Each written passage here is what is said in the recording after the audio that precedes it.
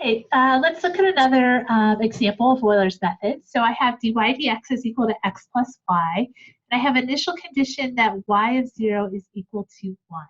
Using a step size of 0.1 to construct a table of values. So I would like you to go ahead and give this one a try on your own. Pause the video, give it a whirl, and I will be back in a couple seconds to walk you through it.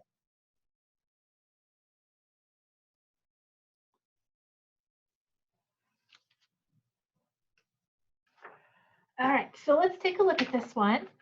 So I know that my first y value, y of 0, is equal to 1, so I can fill that in there. And then for finding my slope, I'm going to replace my dy dx with x plus y. I'm going to multiply that by delta x, which I know is equal to 0.1. So that would be my formula for finding the change in y each time. And then x is incrementing the same way, so it's 0.1 and 0.2 all the way down to 0.5. Okay, so watch on your homework. It may give you a different step size, like 0.25 or something like that. So just keep an eye on that. Make sure you know what the step size is.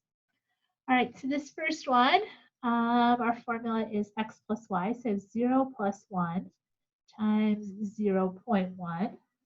Okay, so this is 1 times 0.1, so that gives me 0.1. I'm going to take this value and add it to this one.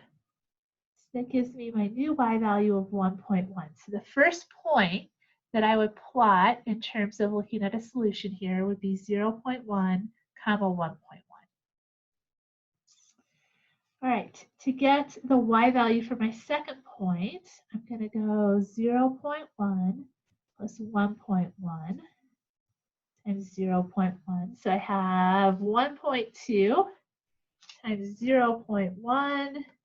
That's going to give me 0.12.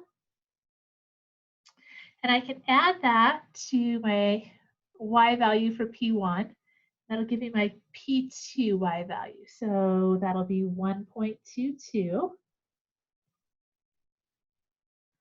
Okay, and then to get my P value, or my y value for P3, I'll do 0.2 plus 1.22 times 0.1. Now we're getting too far. I can't do these in my head very quickly. So I have 0.2 plus 1.22 times 0.1 gives me 0.142.